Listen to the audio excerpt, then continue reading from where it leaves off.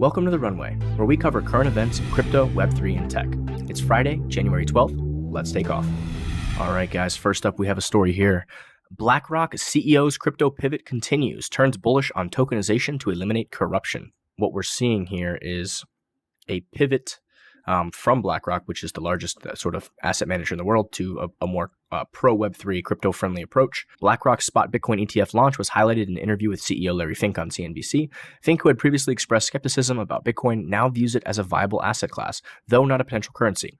This change of stance aligns with BlackRock's broader strategy of embracing technological advancements in the financial sector, mainly through ETFs and the eventual tokenization of financial assets. Fink's comments on the first day inflows into the Bitcoin ETF were positive, with BlackRock capturing significant market interest. He highlighted the competitive advantage of ETFs over traditional trusts, noting the lower fees associated with ETFs. This aspect, coupled with the tax implications of transferring assets from trusts like Grayscale to other lower fee ETFs, presents both challenges and opportunities in the evolving cryptocurrency market. Finally, when discussing the future of crypto ETFs, Fink expressed optimism about the potential for other cryptocurrencies like Ethereum to be included in the ETF offerings. This goes in line with what I mentioned yesterday and the day before, I believe, about Ethereum to be the next target for a future ETF. So I think it's good speculation and good insight that we're going to see sort of Ethereum appreciate over the next 6 to 12 months until this ETF comes to be. And if Fink is sort of hinting at this, then you better believe he's going to be putting some capital and some pressure on the system to make this an actuality here. So I think Ethereum will outperform Bitcoin over the next 6 to 12 months. He emphasized the importance of tokenization and enhancing transparency and reducing corruption in financial transactions, pointing to a future where financial assets and identities are tokenized, thus creating a more secure and efficient financial system. He concluded, "These are just stepping stones toward tokenization, and I really do believe this is where we're going to be going. This eliminates all corruption by having a tokenized system." My take here is, I think this is in line with this concept of real-world assets, sort of going on-chain, RWAs, right? So I think that will be a focus over the next couple of years, where we're going to see a lot more stuff sort of tokenized and put on-chain. So there's a lot more transparency there. So I think Fink is starting to wake up and sort of realize that it's much more efficient and transparent to have these assets, traded on-chain where they can move around the world super fast. The true ownership custody can be transferred on-chain, right? The title, I guess, of these different assets, right? To a proof of ownership. And then also the transparency of a blockchain is it's a blockchain. It's this ledger database that people can look at, right? And people can see, if there's collusion, if there's corruption. A lot of that can be fleshed out from, with on-chain statistics and on-chain data and cyber sleuths who look into those types of things. Next up, another story here. Now we have spot Bitcoin ETFs. What's next? This is an article from Techopedia. ETH expected to outperform. So buried down here at the very end, kind of similar to what I've been saying. The approval of BTC ETFs was a big boost to the chance of ETH ETFs being approved next, although the US SEC explicitly disapproved of cryptocurrencies by saying that we do not approve or endorse Bitcoin. The crypto market did not care and sent ETH prices flying by over 10% on 10th of January 2024. Out of all the altcoins in the market, ETH has the best chance of getting a spot ETF approved by the US SEC. Firstly, several market regulators, including the Commodities and Futures Trading Commission, CFTC Chairman Rostin Benham, have called ETH a commodity, not a security like Bitcoin. Secondly, the SEC has already approved an ETH futures ETF. Lastly, more professional fund managers, including Cathie Wood's ARK Invest, have begun lobbying for the approval of ETH ETFs. ETH prices have underperformed Bitcoin prices in the last 6 months. As of the 12th of January 2024, we could see ETH prices cover lost ground with the help of spot ETF tailwinds. Largely in line with what I've been saying, and I think that is probably a smart trade over the next 6 months. Next up, Sothebys opens bidding for curated Bitcoin Ordinals auction. The art auction house has opened bidding for its curated collection of Bitcoin Ordinals. The collection contains 19 pieces, including rare Satoshis and work from the early Bitcoin Ordinals adopter Shrimtoshi. We can see what the volume was looking like. It looks like Sothebys concluded its first auction of Bitcoin Ordinals on December 13th, the block previously reported. The auction contained 3 pieces from the collection Bitcoin Shrooms, considered one of the first Bitcoin Ordinals projects ever created by Shrimtoshi. The auction fetched $450,850 upon close, 5 times higher than the combined estimate for the 3 pieces, Sothebys noted in a statement. Last month's sale of 3 Bitcoin Shrooms was a test case to introduce Ordinals to the auction market, said Sothebys head of digital art Michael Buhana in a release The resounding success of that sale was proof of the explosive growth of Ordinals as a new arena for artists and creators to expand the reach of digital art and collectibles and make a lasting imprint on the Bitcoin blockchain. As Ordinals continue to attract attention from collectors, this new avenue will expand the boundaries of how we conceptualize digital collectibles, as well as place a spotlight on the unique convergence of digital art and crypto culture. Pretty fascinating here. For those of you who might not know what Ordinals are, they're essentially NFTs that are on the Bitcoin's blockchain, right? So just like you'd have Ethereum NFTs, you can now have Bitcoin NFTs as Ordinals, right? The cost to sort of create this digital art on Bitcoin is a lot more expensive usually because the block space on Bitcoin is much smaller. So is this really the optimal place to be creating? Is Bitcoin really the optimal blockchain to be creating sort of digital art and crypto collectibles? In my personal opinion, I don't think so. That being said, the free market will decide what the most efficient use of that block space is, right? It's sort of an auction market, and if there's value there, people will pay. In my mind, I think as time goes on, it will be more of a niche thing, and I think it is super cool that it's possible, but I think we're going to see the crypto art and culture sort of coalesce on other chains like Ethereum and Solana and maybe some others as well. But we'll see. You will have the optionality, which is the beautiful part of the free market, to participate on any chain you see fit, right? But for the average user, I think this is largely out of reach for the average, pleb. I think Bitcoin's NFT marketplace will largely be more niche and sort of out of reach. Next up, FTX creditors seek in-kind crypto repayments instead of 2022 low prices. Some FTX customers say the crypto valuation proposals is unjust to holders of Bitcoin and other volatile assets. If the court determines that cryptocurrency deposits are not property of the estate, then such cryptocurrency, which has appreciated more than $5 billion since the petition date, must be returned to customers in kind and may not be used to pay, among other things, administrative claims. What's really kind of happening here is that they're sort of valuing, people's assets based on the price of the assets in 2022 in the bottom of the bear market, right? And these assets have sort of jumped in value. So people want their actual assets back. What I do think though is people can't have their cake and eat it too, right? So I know by the IRS, I believe a lot of crypto is treated as property. So if it's property, then, we need to return what portion of that property to each individual. But you can't game the system and, in this bankruptcy, we're doing this, and this other bankruptcy, we're doing that. I mean, it's either got to be, the US dollar value at the time or, the percentage of whatever those property assets are, right? And then it's up to the customers, once they receive those property assets back, then they can dispose of them or they can just continue to hold them or whatever they'd like to do. But again, we can't have our cake and eat it too. There's got to be some regulatory guidance here or some kind of template for how we're going to proceed with situations like this in the future. Next up, Ethereum developers cite blockchain state to oppose Vitalik Buterin's gas limit increase proposal. So some interesting takes here from different people in the community, sort of talking about, still arguing about different aspects of Ethereum and different EIPs, which are Ethereum improvement proposals, increasing potentially the gas limit here. So it looks like there's a lot of conflicting opinions, and I wanted to pull this article and show this to you guys just because I wanted to talk about the point that, Ethereum is still very much changing. Things are happening. They swapped out their consensus layer from proof of work to proof of stake, which is a major thing. The equivalent of like changing an engine in a car when it's going 100 miles down the freeway, right? But there's still improvements being done. There are still changes being made, right? Whereas Bitcoin is much more resistant to sort of any change unless it's absolutely necessary, right? Because it's sort of this money, this, decentralized money. Whereas Ethereum is sort of like this decentralized app store that is constantly getting pushed out with updates and things are changing. And the amount of coins that are minted and the burn rate of those coins and, the gas fees and all these different things, they're sort of playing with the levers and changing things. A lot of people will claim that Ethereum is super sound money. Well, in my opinion, I don't think it's super sound to do what the Fed does and just play with the monetary inflation and all these different things, right? So in my opinion, it still has value, but is it a super sound money? I don't think so, right? So I think, Bitcoin really fills this goal as this globally decentralized money, where Ethereum fills, other niches and other roles, right? Like we just spoke about when it came to, doing NFTs on a blockchain, right? Which one does it make more sense on? In my opinion, it makes more sense on Ethereum to do that, right? Whereas Bitcoin, it makes more sense to sort of be the store of value or this digital gold, digital cash, essentially.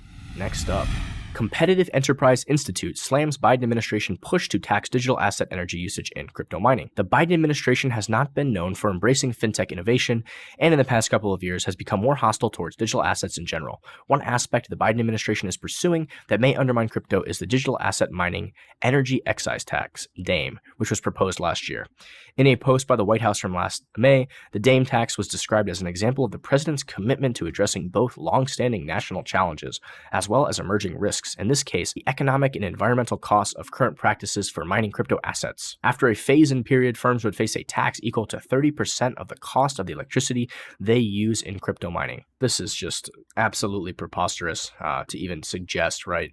And again, this goes directly against a lot of the data that's coming out that's showing the benefits of, providing, discounts and making it accessible for miners to access energy, because remember, miners are using that energy 24/7, right? So we can shut it off in the blink of an eye to do programs like curtailment, and we can also finance and sort of fund, be this customer for these energy companies to finance the expansion of green energy projects like wind farms and solar fields and hydro facilities, all these things, because these energy utilities will now be able to have a customer that's going to pay the massive cost of 24/7 around the clock, give them some revenue for putting these green projects in play, right? So taking these 30 to 50 year ROIs down to 3 to 5 to 8 years. So this is just another example of how out of touch the current administration is with capitalism and with free markets and with financial technology and cutting edge tech. Let's put up more barriers and let's decide and what people can and can't use energy on, right? Next, it's going to be the dryer tax. If you use a dryer, we're going to put a special tax. I mean, what are we going to install cameras in people's facilities now to see what they're using their energy for? I mean, this is just absolutely preposterous, totally Orwellian type of behavior. Next up, Sam Altman says it's potentially a little scary how quickly society will have to adapt to the AI revolution. Sam Altman isn't worried that AI will change the way we live and work. He is, however, a little concerned about how quickly the world will need to adapt to those changes. Each technological revolution has gotten faster, and this will be the fastest by far, he said on Bill Gates' podcast. AI will spark the fastest technological revolution in human history, and we may not be prepared for just how quickly we'll have to adapt, Sam Altman says. Here's his actual quote. "That's the scary part. It's not that we have to adapt. It's not that humanity is not super adaptable. We've been through these massive technological shifts, and a massive percentage of the jobs that people can do change over a couple of generations. And over a couple of generations, we seem to absorb that just fine. We've seen that with the great technological revolutions of the past, each technological revolution has gotten faster, and this will be the fastest by far. And that's the part that I find potentially a little scary, is just the speed with which society is going to have to adapt and that the labor market will change." This is a fair point. Change is coming much faster than people are used to, right? We're sort of on this exponential curve with things where, what might have occurred and happened over generations is now being sped up. Instead of 20 to 30 year shifts, we're seeing, a decade or a couple year shifts, right, of massive changes in society, right? But I think this is just part of this electronic and digital age. Technology is going to continue. This is like, I think it's like Ray Kurzweil's law. Things are going to speed up rather than slow down. And I heard a quote that 100 years ago has more in common with somebody born, 3,000 years ago than they would have in common with us today. And that's just like a kind of a fascinating thing to think about, that, this exponential growth of tech and technology, and it's not going to slow down. Next up, the AI industry has a battle-tested plan to keep using our content without paying for it. This time in 2023, the world was in thrall to the rise of OpenAI's dazzling chatbot. ChatGPT was metastasizing like a fungal infection, amassing tens of millions of users a month. Multi-billion-dollar partnerships materialized and investments poured in. Big tech joined the party. AI image generators like Midjourney took flight. Just a year later, the mood has darkened. Cognitive scientist Gary Marcus. Our experiments make it all but certain that these systems are in fact trained on copyrighted material. Here's my thought on all this, and I think this is just a losing battle. If I read a book and I read like 5 books and then write my own book, am I using copyrighted material to sort of, create my own story?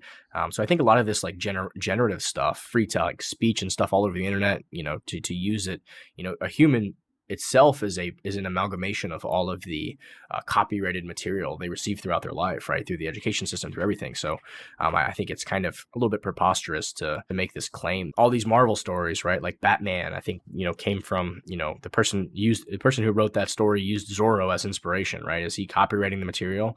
So I think that this is a slippery slope. And I think that, technology is moving so fast that I think some of these onerous lawsuits, people running open source models now, I think this is largely like, companies going after LimeWire and companies like that who are sharing songs and stuff like that. I think there is some truth to the idea that we should protect people's, proprietary stuff. But a lot of these different data sets of images and articles and all this stuff, access is sold to those data sets, right? So people can get some form of compensation. But I think this is largely a losing battle here. Let's move on to our next story. Formula E team fires its AI-generated influencer after fans balk. So it looks like the Formula E team here created this fake beautiful lady, and people were not having it. They were not having it at all. And I thought this was kind of a funny quote that somebody put here. Is racing so uninterested in welcoming women onto pit lane that it will literally create an artificial person entirely out of computer code in order to avoid hiring a living, breathing women? And I think the answer to that question seems to be yes. Let's move on. Sam's Club announces it will stop checking receipts and start using AI at exits. I don't know if AI is going to be able to help you there unless you've got an AI bot to stop people. Because it seems like people are just grabbing stuff and taking off of it, depending on where you're at. If you're in California, apparently that seems to be what's happening. But it is interesting here. If you see here, here's this sort of computer vision digital technology. So instead of having this sort of line like they have at Costco or Sam's Club, where they have just sort of people, an individual just sort of standing there and looking and going over your receipt, now they're going to have a camera that can sort of just look in your basket and sort of line up stuff and see if it sort of adds up, right? I don't know if it'll be able to catch everything. If you look, there's probably going to be stuff underneath all that, but it's probably going to use some kind of metric to see if 3 or 4 of the things on top add up, then the rest of it's probably good. But criminals will get smart. They will probably hide all the stolen stuff underneath the bath tissue, right? So it's just a tool, you know. It's not going to solve everything. This is a tool like anything else. Next story: debate heats up over San Francisco's Prop E that would reduce restrictions on police use of technology. So we got a debate here. It seems like the laws aren't even being enforced, or and we've got activists, judges, and stuff in San Francisco just violating the law blatantly, not prosecuting crimes. I mean, this is just a shit show. I don't think that one more tool is going to be the solution here, but it does raise certain questions of certain ethical questions here that if you sort of read through some of these quotes, it says it's just one more tool to kind of level the playing field. We need more tools so when we feel a pursuit has crossed the threshold to be more dangerous than maybe apprehending them at the time, it'd be nice if we could lift the drone up and say, okay, they can follow, McCrary said. I don't know if this is going to help. I mean, they should start by taking these people that are living on the sidewalk and defecating and fucking destroying people's businesses and robbing stores and these drug addicts that need fucking rehab and treatment, take them to mental health facilities of some sort, do a detox like you would if somebody's having a heart attack on the street. You wouldn't just let somebody die of a heart attack, right? You'd take that person to the hospital and you'd shock them back. You'd perform emergency sort of treatment there, right? These people are essentially turned into almost animals. They're living like animals, and they've essentially become so addicted to these drugs they've sort of lost all free will, right? So I think we should start there before we roll out the drones and the Orwellian, all this other stuff, right? This proposition isn't about whether police can use surveillance. They can under safety policies. The proposition rips those safety policies away and allows police to expand and deploy dangerous surveillance technology and more easily hide use of force incidents. Matt Cagle, an attorney for the ACLU of Northern California, told CBS News Bay Area. Kind of agree with him here. The organization argues that Prop E would also reduce independent oversight of the police force. I think it's a valid point. But for Riley, his priority is set on crime prevention, even if that means greater police access. I think we're at a point where living in a different world, he said. This is a different city. This is a different neighborhood than it was previously. That's a little chilling. I think what he's saying is the ends justify the means. I don't know if I agree with that sentiment, but I think he is right here at the very end saying this. I mean, I think this is a different city. This is a different neighborhood than it was previously. And I think, the police and the government are largely to blame. They've sort of created this situation, this absolute disaster that's occurring over there. A buddy of mine was just in San Francisco and he just messaged me and said, what is going on here? It looks like The Walking Dead. There's these people doing these drugs called trank where they're like zombies. You go down a street, there's 100 of them like swaying, making noises. Very, very disturbing. Very disturbing. Hopefully they will figure out some solutions. But what's happening is not working. It's very clear. Let's move on to some Twitter takes. I think we might have looked at this one the other day, but I can't remember for sure. Grayscale deserves a huge amount of credit for today, pushing this through the courts. Absolute legends, sort of talking about Grayscale, essentially, laying the groundwork by taking the SEC to court and the judge and the judicial system using that, third branch of government to push back on the executive branch, sort of, and basically say, hey, you guys are full of shit. You're being arbitrary and capricious. There's no legal justification to deny these ETFs, right? So surprised that the SEC actually listened to the rule of law. I'm honestly shocked that they didn't figure out another way to sort of subvert the court's decision. So kudos to them on that, at least. Next up, Coinbase sold $7 billion worth of Bitcoin via OTC on the first day of ETF trading. Keep in mind that Coinbase is the custodian for 8 out of 11 major ETFs. Coinbase could be running out of Bitcoin at this pace. Very interesting here. I think obviously that's probably to seed and just to have a lot of to eat up a lot of that sort of initial demand, but this is something to follow going forward, right? So if you see sort of supply bleeding from exchanges to go into, custodianship for these ETFs, that's sort of showing you that sort of long-term passive bullish pressure on the asset itself. Next up, Elon Musk. Just thought this was interesting to point out. The propaganda level in legacy media has become tediously high, but also remarkable for how almost all legacy media repeat the same lies verbatim. This is just kind of interesting. It kind of shows this chart here of what media is showing you what they want you to look at, right? But if you look at the actual statistics of things, for example, interracial violent crime incidents, kind of shows the sort of the data here, and it kind of shows what they want to focus on. But if you look around, they're pushing a narrative, right? They're sort of manufacturing propaganda and consent instead of actually telling people the truth, right? Here's another great example of just the propaganda level, and these people are just essentially reading teleprompters, and they're all saying the same thing. It's all sort of coordinated. One of my favorite videos. I'll pull it up here and play it. Exactly what people think, and this is extremely dangerous to our democracy. This is extremely dangerous to our democracy. This is extremely dangerous to our democracy. This is extremely dangerous to our democracy. This is extremely dangerous to our democracy. This is extremely dangerous to our democracy. This is extremely dangerous to our democracy. This is extremely dangerous to our democracy. This is extremely dangerous to our democracy. This is extremely dangerous to our democracy. This is extremely dangerous to our democracy. This is extremely dangerous to our democracy. This is extremely dangerous to our democracy. This is extremely dangerous to our democracy. This is extremely dangerous to our democracy. This is extremely dangerous to our democracy. Total propaganda. You're looking Fox, ABC, CBS, all these news stations. So, these people aren't thinking for themselves. They're essentially talking heads, just reading off the teleprompter. The question is, who is pulling the strings here and putting out these propaganda messages, right? This isn't just isolated. This is just one very, very small example of it, right? Critical thinking skills, non-existent anymore. Let's see here. Ronan. I like this because there's a little critique of Elon. I initially purchased my Tesla with Bitcoin, and then we kind of got rugged there, right? And you sent the deposit over and it just felt a little rugged. You can now buy a Tesla with Bitcoin. This was from 3/24/21. Tesla is using only internal and open source software and operates Bitcoin nodes directly. Bitcoin paid to Tesla will be retained as Bitcoin, not converted to fiat currency. In my opinion, it's sad they haven't reopened this back up. It looks like he fell for the tired ESG Bitcoin FUD that claims that proof of work is bad for the environment. Surprising considering how astute Elon Musk generally is when assessing 3-letter misinformation. Or his hand was forced by Tesla's PR department. Interesting take here. Just a rare critique there. Let's fix this, Elon. Let's open up accepting Bitcoin for Tesla products again. The SEC chairman is lying with patently false claims on national news about Bitcoin. I thought this was really interesting. For some reason, the video's not loading, so I pulled it up on another thread. Let's just play what Mr. Gary has to say, and then let's fact check him. Bitcoin itself, we did not approve. We do not endorse. This is a product called an exchange-traded product, a way that investors can invest in that underlying non-security commodity called Bitcoin. But yes, investors, I think, should be aware that the underlying asset is a highly speculative, volatile asset.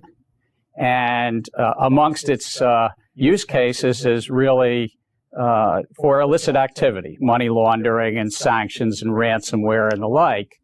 And I know that you've asked other people over the last few days, is it being used as a store of value? It's a speculative, volatile store of value. Is it being used as a payment anywhere? Are we buying cups of coffee with it?